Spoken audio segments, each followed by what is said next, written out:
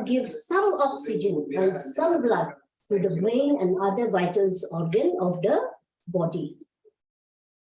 So that is the importance of CPR. That is why we have to all know how to perform the CPR. And with good technique and good learning and good practice, CPR is not difficult to learn, okay? And the best thing about CPR is it increases the chance of survival of all these patients without any permanent defect, okay?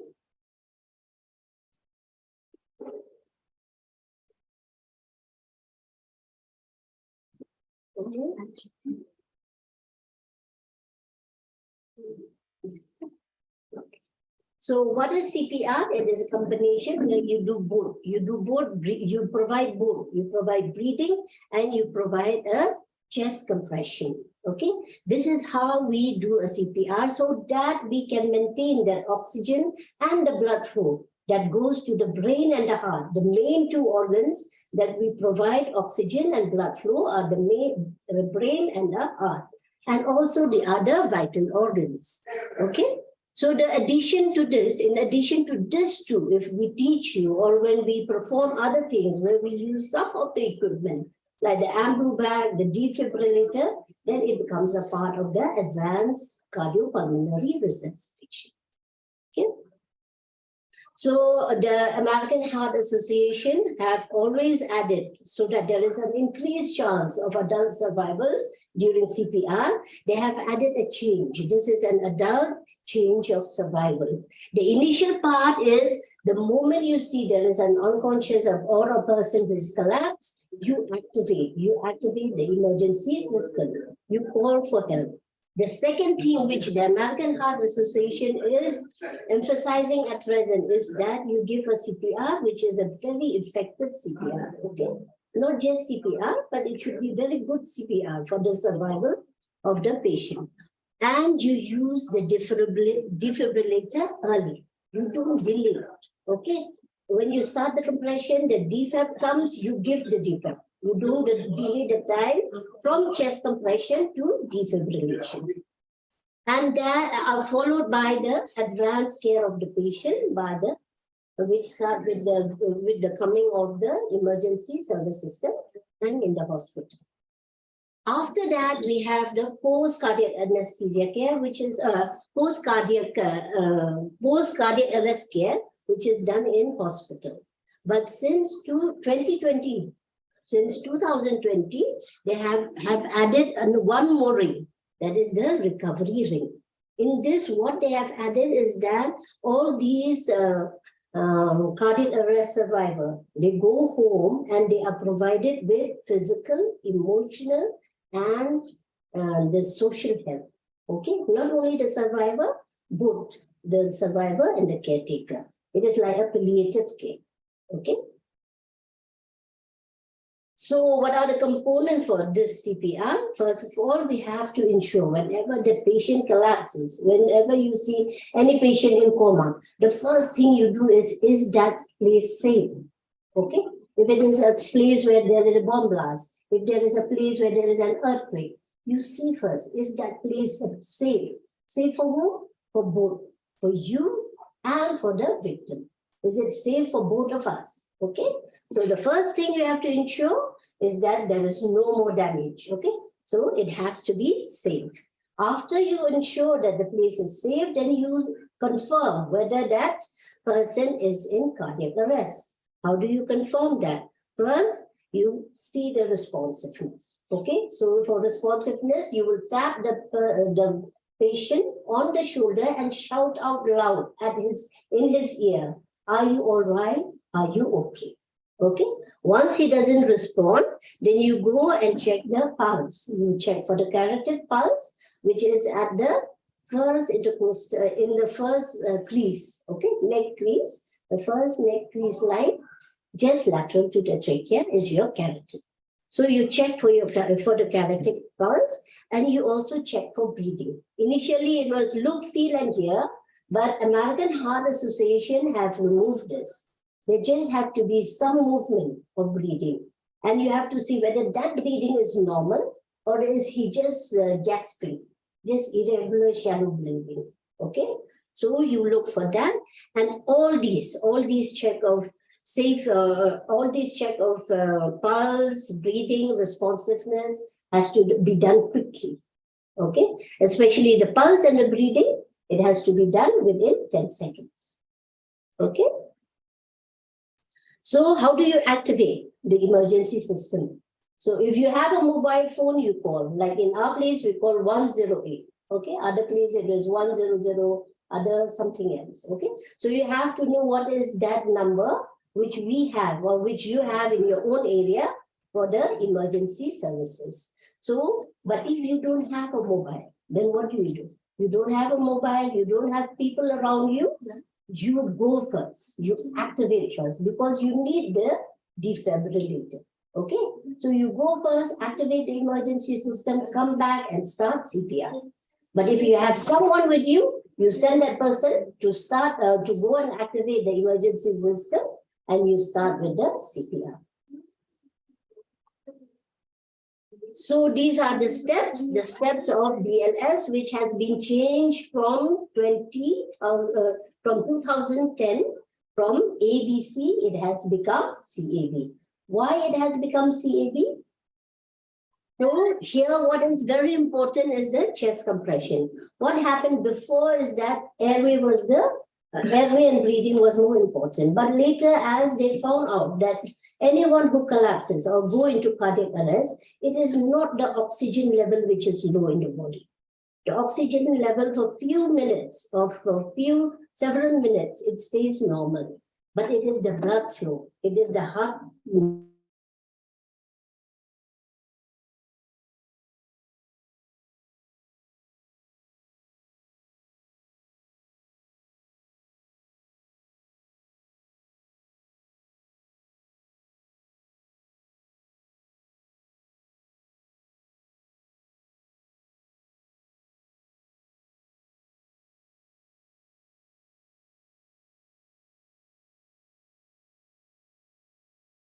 You have to remember, if it is a bystander or you are outside and you don't want, and a bystander or a layman doesn't want even to give mouth to mouth breath, or doesn't know how to check the pulse, even for them, they all have to start with chest compression.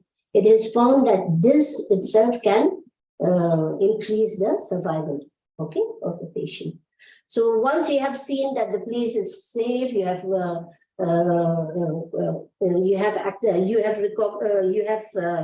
activated the emergency response services, you have assessed the patient, then what do? You start off with you have found there is no pulse, there is no breathing, so you start off with chest compression. Okay, so the first thing you do now is you put a patient supine. You put him on a firm surface, not on a spongy surface. If you put in a spongy surface, your CPR is not going to be effective because that pressure has to be created between his spine and your hands. Okay, you compress the heart. So you have to put him in supine position and on firm surface. The first thing you do, you will feel for the xiphoid process, which is very easy to feel. And just above that, that is lower border of the sternum, you put the heel of one hand. Okay. After you put the heel of the one hand, you put another hand above that, and you put these fingers either interlace like this or interlock. Okay, but these fingers has to be away from the patient so that the pressure goes from here and to here. It is not distributed. Okay, so that the pressure you give from here goes here and to the patient. Okay, so it has to always be away from the patient. The arm should be straight. The shoulder should be straight above that hand, okay? And the elbow should be long. That is the position you use for cardiac compression. Is it clear? Okay, it's clear. Okay. It's clear, no? I'm forgetting because you remember the physical one. Okay. So this is the diagram of a chest compression. This is how they feel for the xiphoid process. the small bony projection after the sternum. Just above that, you put the heel of your hand, the heel of the other hand above the previous hand. You keep the elbow lock and you keep the shoulder just above that hand. Okay, so this is the figure. So this is how you do the CPR. You'll see again, it is in the lower border of the sternum, the heel of one hand, the other hand is kept over the previous hand, the fingers are interlocked, okay, and the elbows are locked, the arm extended, and the shoulder is just above the hand, okay. This is the position only that you have to give. Why is this position important? Is that if you put yourself in this position during chest compression, you are using the upper part of your body as a weight. Okay, the weight to compress the heart during CPR, it is the weight of your upper part of the body. So the characteristic, once you have compressed, so you will press at a depth of 2 inches, that is 4 to 5 centimeters, and the compression ventilation ratio of 30. So 30 compression followed by 2 rescue breath, okay? And the rate of this push of the cardiac compression should be around 100 to 120 per minute. But you have to remember at the same time, when you are compressing during the cardiac compression, you have to release also. You just don't keep on pressing. You have to press and release. So you have to give to that cycle a 50-50%. So you press 50%, you release also 50%. This is important because when you are pressing, you are pushing all the blood from the heart to the other parts of the body. And when you release, you allow the blood from other parts of the body to come back to the heart. So it has to be 50-50% to release the blood from the heart and to refill again the blood to the heart. So the chest compression, how does it act? So when we talk about chest compression, it acts due to 2 pumps. One is the thoracic pump, one is the cardiac pump. Initially, the heart, during the initial part of the CPR, it will be the cardiac pump. Okay, in cardiac pump, what it is, you are directly pressing the heart, and you are allowing the blood to reach the other parts of the body.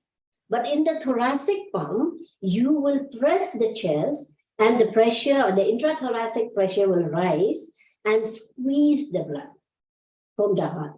So it is the cardiac pump, which is the direct compression of the heart, and the thoracic pump, which is the indirect pressure on the heart. Okay, it is due to the pressure, increased pressure of the intrathoracic cavity. These are the 2 pumps which work. Initially, it will be the cardiac pump which will work, but later the compliance of this cardiac pump decreases. So it becomes the intrathoracic pressure, which acts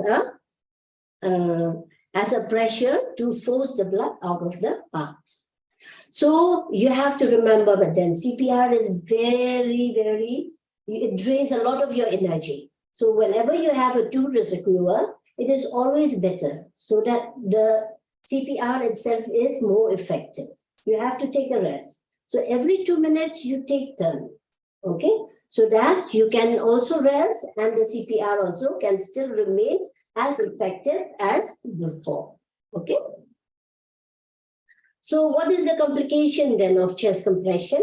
When we are doing chest compression, compressing the sternum till 5 centimeters, we have to expect that there will be some injury. So the injury is mainly the fracture of the rib, the injury to the lungs, the liver, the sternum, which are the organs nearby. Even the spinal cord injury has been seen during cardiopulmonary resuscitation. And of course, with corona, you come to know also that there are many diseases which can spread during this process, okay? So next, after cardiac compression, we come to airway, okay? So what do you find in airway is when the patient is unconscious, the submandibular muscles, these relaxes. So when these submandibular muscle relaxes, the tongue just falls down. Okay, the tongue and the epiglottis will fall down. It will come back and then block the airway. So that is the most common cause why the airway gets blocked. Okay, so the unconsciousness causes the relaxation of the submandibular muscle, causing the tongue to fall back and occlude the airway. So our aim is to release that. During the CPR process, our aim is to release the airway. So the main process of releasing the airway is by head tilt and chin lift. Okay. So in head tilt and chin lift, but there were one thing which is very important to remember during head tilt and chin lift is that the cervical injury should not be there. Because here we are hyperextending the cervical spine. So we have to make sure that there is no cervical injury. Okay. So here we kneel down by the side of the victim's head. We place the palm of our hand over his forehead and give a pressure. Okay. So we tilt it back. And with the help of the forefinger and the index finger of the other hand, we put in the chin and lift the chin. Okay, so in this process, we are displacing the tongue, which has gone and obstructed the airway, will be displaced. Okay, and if he still can breathe, he will breathe. Okay, because you have removed the obstruction. So there should not be any injury of the cervical spine. So what do we do when there is an injury then? If there is an injury of a cervical spine, this is again a diagram showing head tilt, chin lift. We are using the palm of one hand on the forehead and the forefinger and the index finger on the chin and tilting the head backwards and the chin up. Okay. So next, if there is a presence of cervical spine injury, then what we do is a jaw thrust. Okay. In jaw thrust, we hold the mandible. We put both hands on other side of the face of the patient. We hold the mandible and lift it up. Because in this jaw thrust, there is very minimal extension of the cervical spine. So in any spine injury patient, we prefer that it should be a jaw thrust. Now that you have opened the mouth, you have relieved the obstruction, but you are seeing something. Something is there in the mouth. If it is food or vomit or foreign body, you have to remove it. That might be the cause of the stoppage of the bleeding also. So in that case, you do a finger sweep. You take the index finger, you make it a hole, you go from one corner of the mouth and you sweep it out. Okay? So if it is, if you are not wearing a glove, you can use any hanky also to wrap your index finger, make it a hole, go from one corner of the mouth, sweep it out, the vomiters, the food, or the foreign body. If still you can't remove that, then you have to do a Heimlich maneuver where you give a abdominal thrust. Okay, it is just below the diaphragm. You give one thrust, downward and upward thrust, that will push the diaphragm up. Once it pushes the diaphragm up, it will expel the air from the lung and remove the foreign body. Okay, so this is how Heimlich maneuver is done. So now we see that we have done CPR, we have opened the airway, but still the patient is not bleeding. There is no chest movement. Okay, then we have to give rescue breathings. So there are various methods of giving this rescue breaths. That is 2 rescue breaths we give.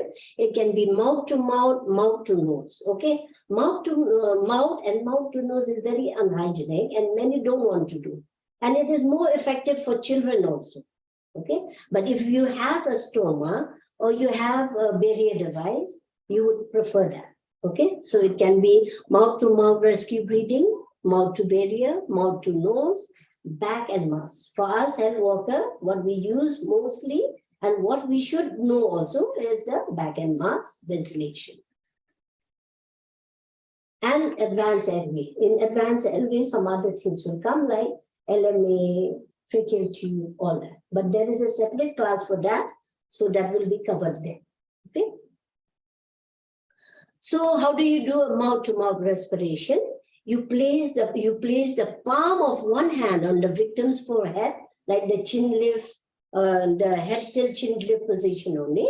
So you put the palm on his forehead, you tilt it, you put the chin up, and you pinch with that hand which is on the forehead, the index finger and the thumb you use to pinch the nose. You cover the mouth with your lips, you cover the outer part of the lips of the victim so that there is a seal.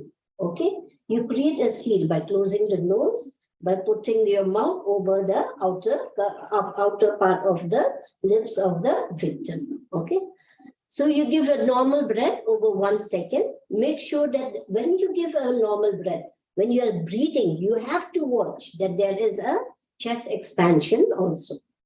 If there is no chest expansion, means it has not been delivered. Okay, the chest has to move. So you give 2 breaths with a very small tidal volume of 400 to 600. But this tidal volume can be decreased further if there is a oxygen source. Okay, if you're giving oxygen, especially, you don't have to give very high tidal volume. Because if you're giving high tidal volume, there is high chance that there will be stomach distension, okay, inflation, leading to regurgitation, vomiting, and aspiration. That will make the situation more worse. So always, if you have an oxygen supply, either you use barrier method or bag and mask, always try to give smaller.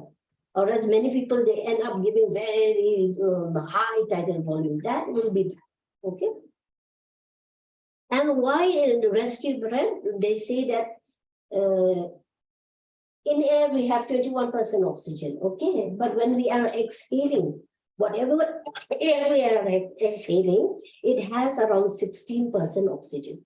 So it is better to give them some oxygen than not giving at all. So that's why the exhale air also can work to some extent of supplying oxygen to the brain and the heart and the other vital organs. So this is different methods of mouth ventilation, of giving rescue ventilation, rescue breath to the patient. We have the mouth to barrier method, mouth to mouth, and bag and mask ventilation. So, like I said, we give very small tidal volume, 500 to 600 ml, which can be decreased to 400 ml if you have oxygen supply. Okay. So no chest rise. Now I told you, if you are giving a rescue breath, there has to be a chest rise. If there is no chest rise, then there is some other cause of that. And the most common cause is the airway is still obstructed. So if the airway is still obstructed, you have to position the patient more nicely. You have to make sure it is head tilt and chin lift. Okay, and the seal is maintained. The airtight seal is maintained. So we have to make sure that he is repositioned, the airtight seal is maintained, and there is no other foreign body in the mouth. If there is a foreign body also, that also will obstruct your rescue breath. Okay. So now you have to know that this is mouth to mouth and without advanced airway. But once you have an advanced airway, okay, like an endotracheal tube, you have intubated, then you can keep on giving breaths at the rate of 10 breaths per minute. Okay, you don't have to give 30 minutes, then you give 2 breaths. No, you can keep on giving at the rate of 10 breaths per minute instead of 30:2. But you should not give too much. Okay, you cannot give 20 breaths, because if you hyperventilate also, that itself also will decrease the venous return, the cardiac output, the venous return to the heart. Okay, so that itself will decrease the cardiac output and make the situation worse. So you always keep it at 10 breaths per minute. And whenever you are changing from chest compression to rescue breath, from rescue breath to chest compression, you always minimize that. Okay, the time loss in that. Okay, that pause should be less than 5 seconds. Okay. So the complication now of rescue breath, like I told you, if you are giving too much tidal volume, it will inflate. It will lead to stomach inflation, regurgitation, and aspiration. So now you have done all the things. You have given C, A, B. Now you have a defibrillator. Your emergency team has come and bought it. So what are these AED? These AED are very important nowadays. They are used not only by us, they are used by sports people, by air flight attendants, they are used in many firefighters, in police, okay? So everybody knows how to use a defibrillator. And it is one of because the sudden cardiac arrest in any adult is usually due to the rhythm. It's usually due to ventricular tachycardia. So using the defibrillator is very crucial. So, and the time loss from the time of cardiac arrest to defibrillation will decrease his chances of survival. Okay. So a defibrillator, what we usually have here or outside also, is an automated external defibrillator. It is a microprocessor device. It is very advanced. These devices, they will check the rhythm. They will check whether these rhythm of the patient are shockable or not. If it is shockable, they'll give the shock. If it is not shockable, they will not give the shock, and you will resume the CPR. Okay. Then after 2 minutes, it will tell again, you stop the CPR, I'll check again the rhythm. So after 2 minutes, it will again check the rhythm and inform whether it can be shocked or not. Okay. So these are automated devices. They treat all the rhythms. Okay. They analyze their analysis also. The sensitivity is 99.9%. So they are very good in analyzing and deciding. As soon as these AED come, you on them, they will tell you. There is a voice which tell you what to do now. Usually they'll ask you to put the pads. So one pad, we have 2 pads during these defibrillator. One you put on the right border, okay? Right border of the sternum, just below the clavicle, okay? Just in the right border of the sternum, below the clavicle. And the other one you put just left to the nipple, below the axilla. So these are the 2 areas where you keep them. Then it will check, like I said, automatically, but you have to make sure when it's giving it's doing the checking and it's giving the shock, you have to stay away from the patient. Okay. After the shock is delivered, resume. You have to resume. It has given the shock, you come, you follow with your chest compression and rescue breath. Clear to know? So now you have done chest compression, you have done rescue breath, you have done defibrillator. Now the patient is breathing. Now the pulse is there. So, but still your emergency people has not come. So what do? You keep them. You keep them in a recovery position. Okay. This recovery position is usually for these patients and for all the unconscious patients. Mainly these patients will have the breathing also, they'll breathe, the pulse also they'll have, but we don't want them to aspirate. Okay. So we keep them in left lateral position. You'll see the lower hand of the patient, the lower arm is at right angle to the body and the palm is upwards and flexed. Okay. And the upper arm, it will be just below the head of the body. Okay. And the upper leg, lower limb, the upper one, you see it is flexed at the hip, it is flexed at the knee. Okay. In this position, you tilt the head up so that whatever the secretion is there in the mouth, it drools out. Okay. So that they don't aspirate. So this is the recovery position. And this is the algorithm.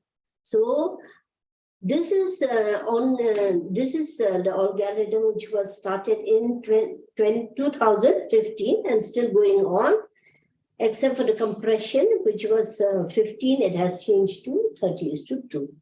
So when you see it is a flow chart of what I have taught from the beginning till the end. Okay, so you are seeing an unresponsive person. What will you do? You will call for the emergency team. After that, you will check the pulse. you check the breathing. Not both of them not there, then you start off with, if there is, okay, let me start all over again. The victim is unresponsive. You shout for nearby help and you call for a defibrillator, okay? Then you look for breathing. If breathing is not there or it is gasping and pulse is not felt, then you go ahead with the whole process of CPR. The chest compression, the rescue breath, the defibrillator, what I have taught you. But if it's all there, he is breathing also, pulse also is there, then you just keep them in the recovery position, monitor them and wait, okay, till the emergency service come and take them. Now, if the pulse is there, but breathing is not there, so you give only breaths, okay? You will give breath over every 3 to 5 seconds, okay? So around 12 to 20 breaths per minute, and you will keep on monitoring the pulse. If pulse is less than 60 or disappear, then again, you go for CPR, okay? So that's all. First demonstration or first discussion? We'll first do the demonstration. Demonstration, then will be clear. Yes, yeah, then we will do the discussion. Okay, so thank you so much, ma'am. We'll do the demonstration first, then we will do the discussion, okay? Let's stop. Yes. Is it clear? Okay, so be with us, okay? First, we will do the demonstrations and we will do the discussions. By the time you can write down your queries here, and during the discussion time, we will give access to you to unmute your mic so that you can raise your hand, you can unmute and you can ask your queries, okay? I hope everyone has completed your pre-test. You want me to switch on? Yes.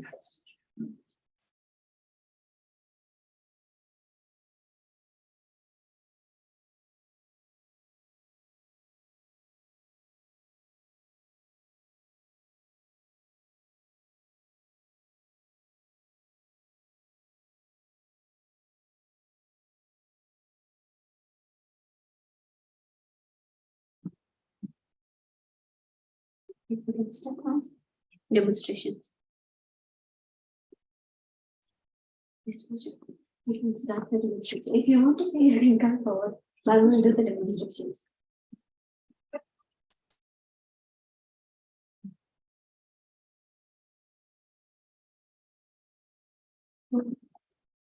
That's very good. Yes, yes. They can stand, that's it.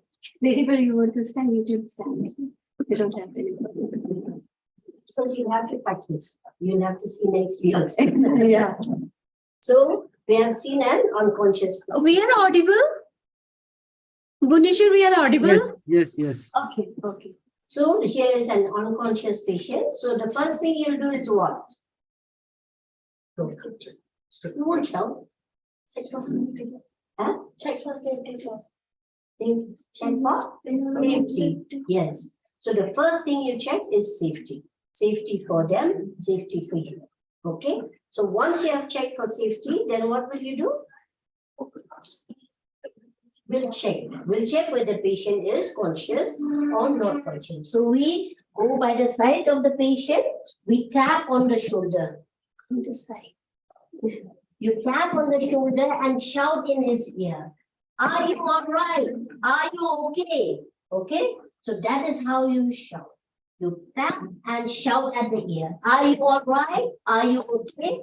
Then the next thing you do is you check for, he's not conscious. You check for the pulse. So you go just lateral to the trachea, you feel for the pulse. Then you check for breathing, whether there is any chest movement, any sign of breathing. If these two are not there, then what do? You start what? Compression. So you come by the side, on the side. You can come this side. You can see. No. So that I will tell you to practice. So you come by the side of the patient. You put the patient on a very hard, firm surface. You come by the side. You feel for the xiphoid process. This is the xiphoid process. So I come up. This is the lower part of the sternum. I put the heel of one hand over it. I take the other hand and put the heel of the other hand over it. Now the fingers, I either interlace it like this or I interlock it like this. Then I bring my shoulder above that. You can see the shoulder is straight over this. The elbow is low. This is how we give CPR. Okay? So you don't go like this, like this, like this. And you don't go just like this also. So you press 5 to 8 and release. So you go like this. Okay? Yeah? So now I have given how much compression? 30 compression. Then I check whether he's breathing or not. Then what will I do? I will okay. Open the air. I open the air. So I put the palm of one hand over his forehead. Okay. And I put some pressure until it. Okay.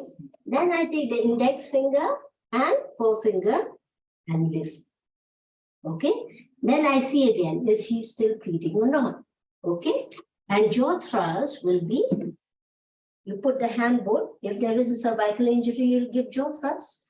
So you put the hand on both sides. You hold the angle of the mandible. This is the angle of the mandible. You hold it and push it up. Okay. You hold and push it up. Okay. This way.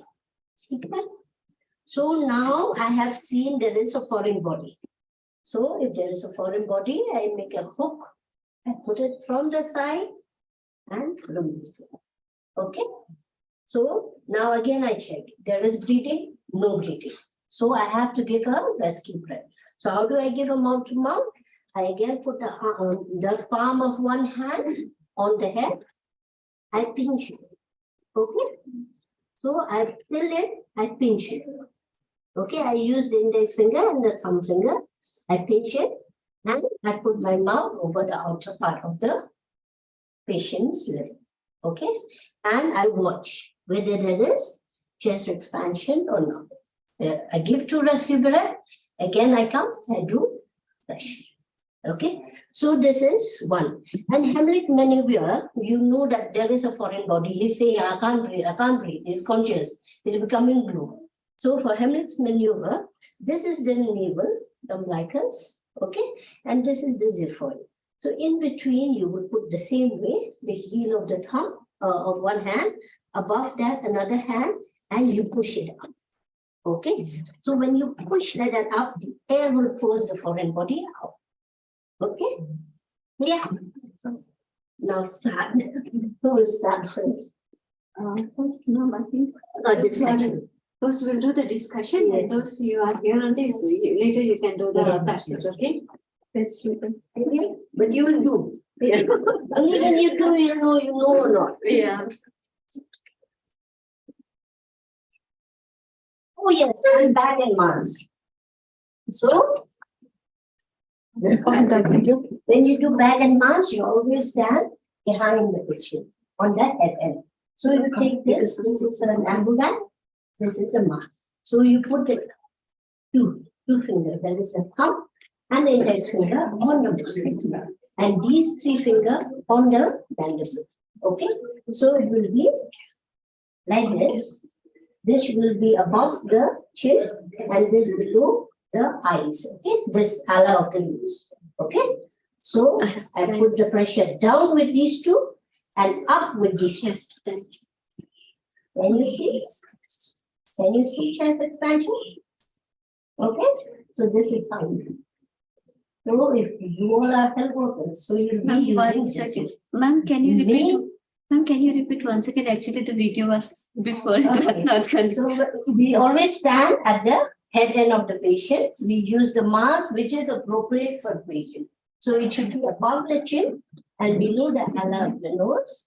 The index finger and the thumb you use on the mask, okay?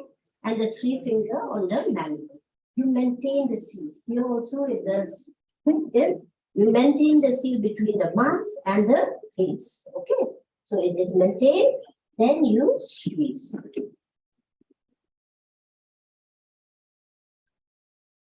Okay? Okay? And you see the chest expansion?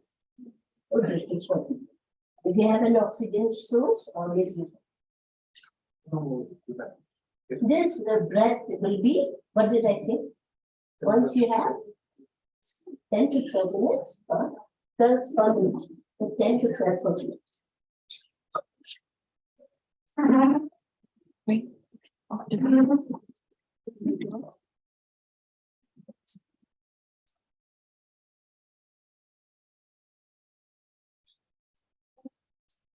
Thank you, ma'am.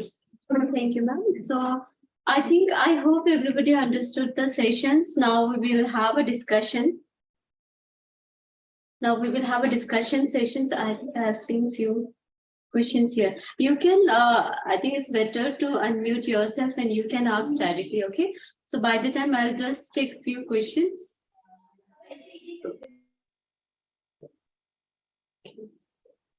Which I have seen in chat box, like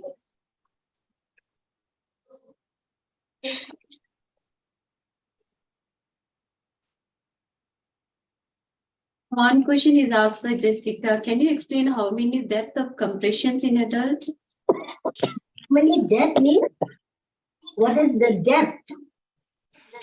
Jessica, can you unmute yourself and you can ask? So that it will be more clear. And I request other participants to please mute yourself.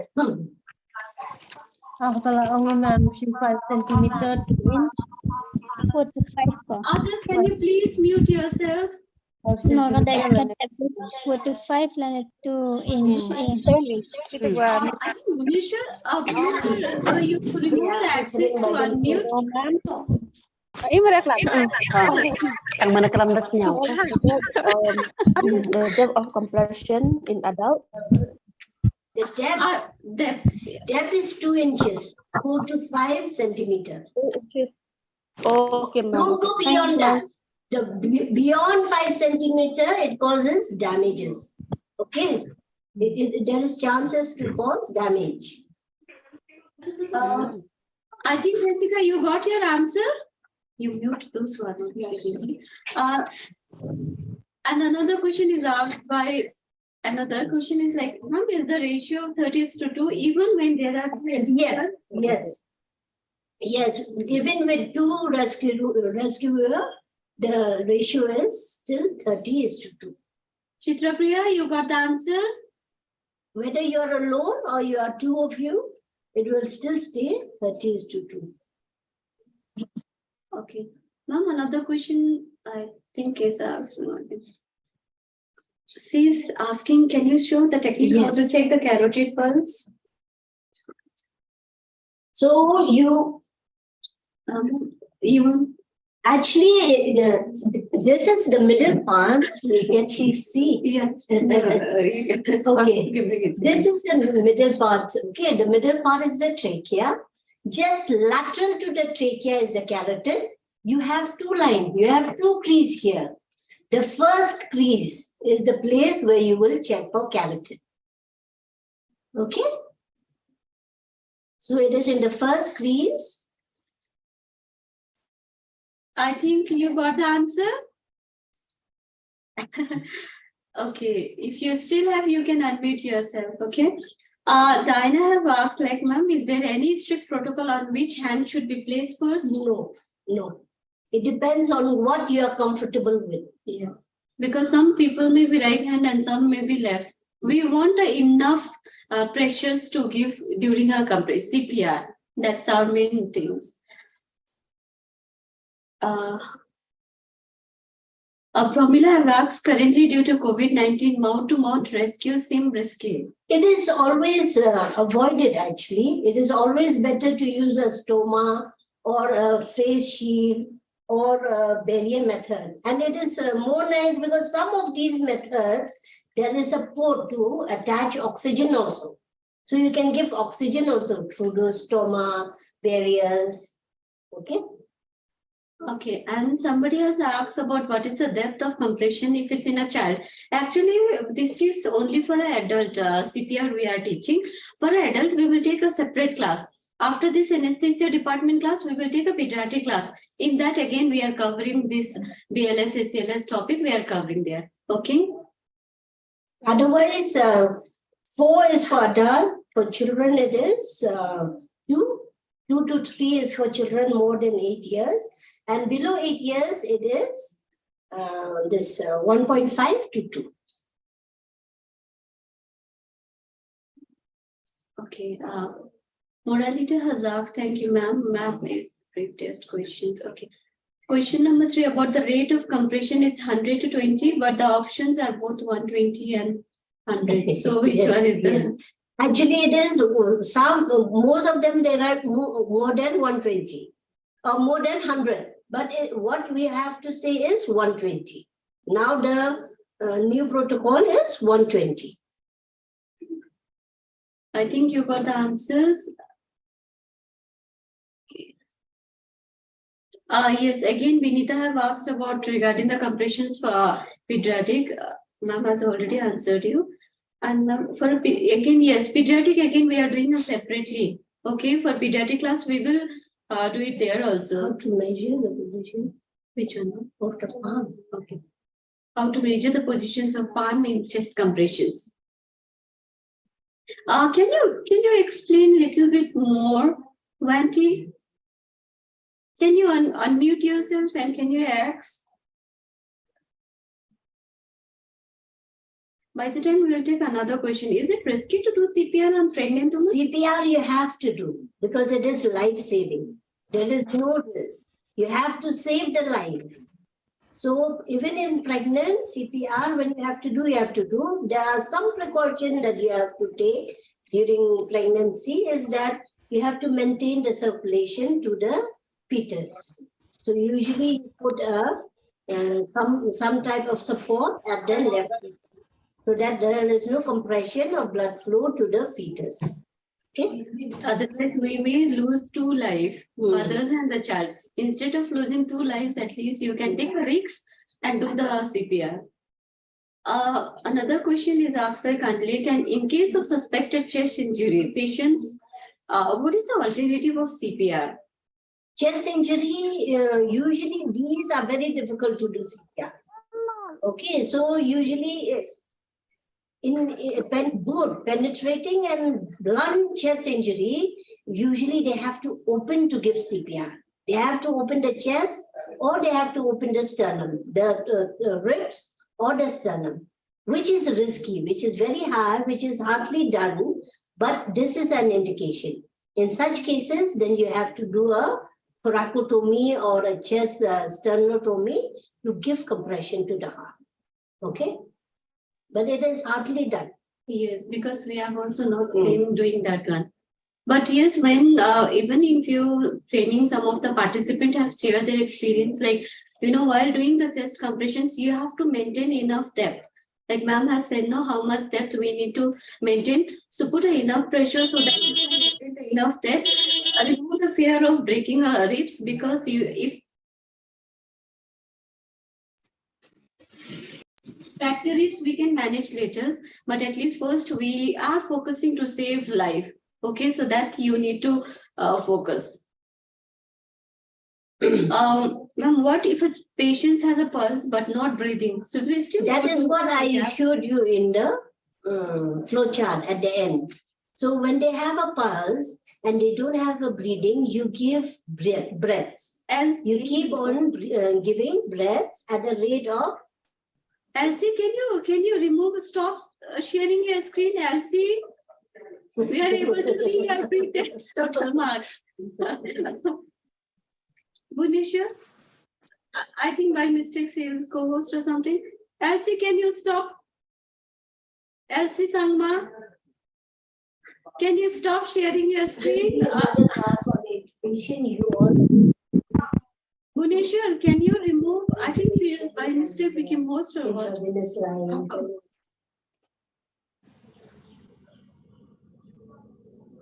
Elsie, can you Yes, can you stop sharing your screen? Stop sharing your screen. We are able to see your pre-test post-test marks. Good, at least you got 9 out of 10. That's good, but can you stop sharing your screen?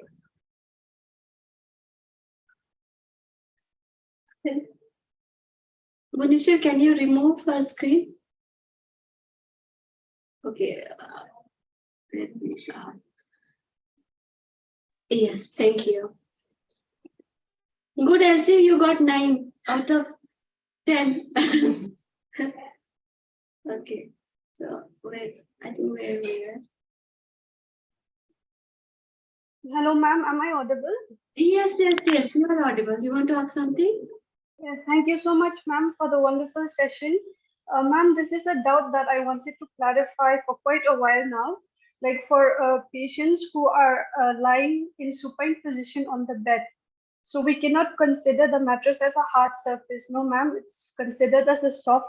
So if the patient is twice my weight, should I consider pulling him to the ground because I won't be able to push him off the mattress or? No, actually, it is preferred.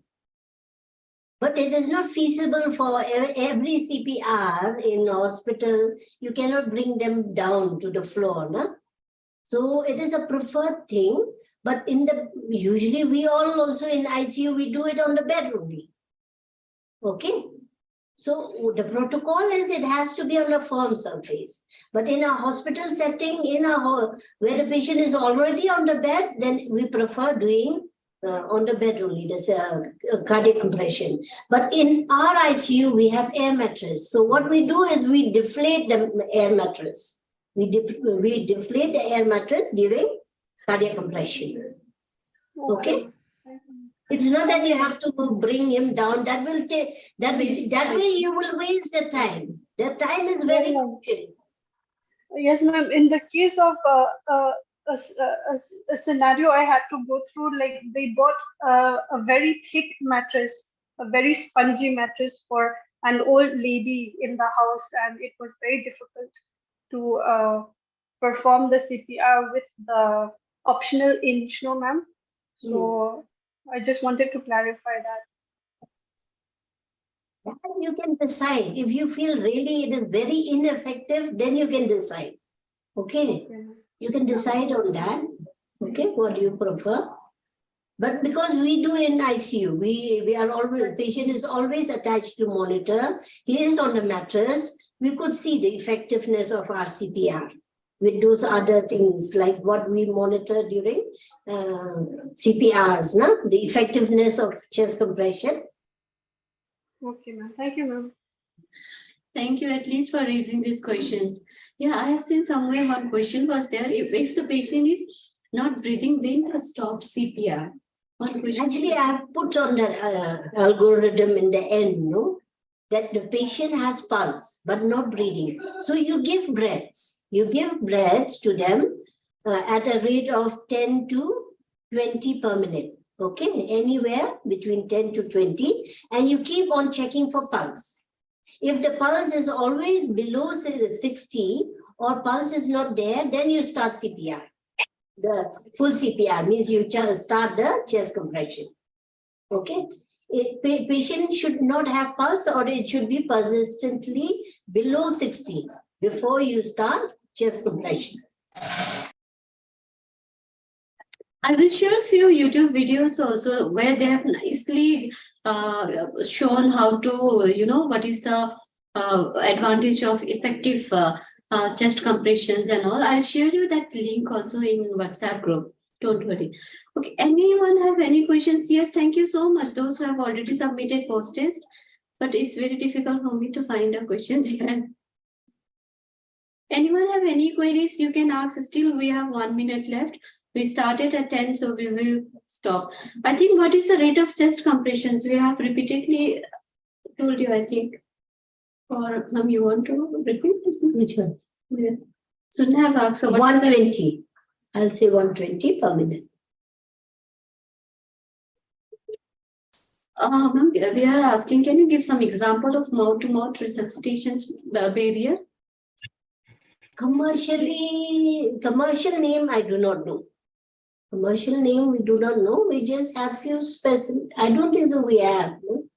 Mouth. We don't have in our hospital because here we are using back mass ventilation always. Or So we don't keep these barriers. Or else sometimes what we are using, if you don't have this bag and all, but even if you have a mask, so instead of mouth to mouth, we Yes. are using that bag mask only. Okay, you just maintain the positions, keep the this bag mask itself, and on top of that you can do the mouth to mouth. So in that way also we are doing, or placing some gauze piece and all.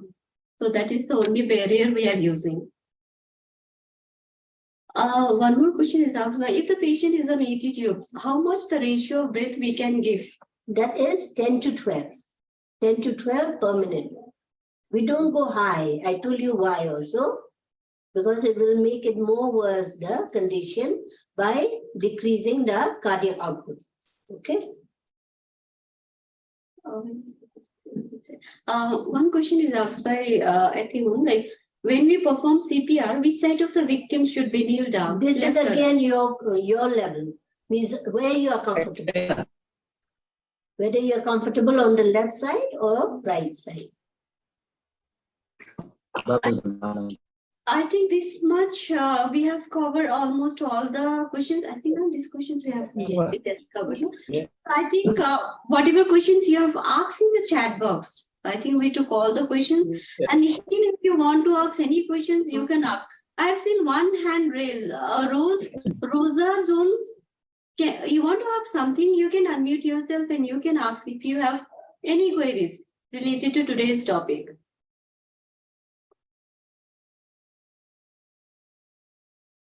Thank you for submitting your posters. I think I don't have much questions now. So thank you so much, ma'am, for such amazing sessions. And we are very much lucky to have such experience, ma'am. And, ma'am has taught you so in a very simple way. I think everybody has, understood about today's sessions. So thank you once again, ma'am. Thank you. Thank you to all the also. teams for supporting, for arranging all this camera and everything. So thank you, team. Thank you all the participants on site also for participating. And thank you, Bhuneshwar, for controlling the participant and, continuously giving pre-test, post-test link. And not last but not the least, thank you all the participants. Okay, thank you for having a patience and listening for almost 1 hour sessions and interacting, raising your queries, and then, asking whatever you wanted to ask questions with us. Thank you so much for putting your questions, having a patience and completing your pre-test and post-test and also the feedback link. Thank you once again. And Saturday and Sunday, we are not taking any class. Again, next class is on Monday. Please inform to your groups also. So next session will be session 5. So it will be on Monday. Okay, so still if you have any queries, you can ask. Otherwise, we will end the sessions. I think.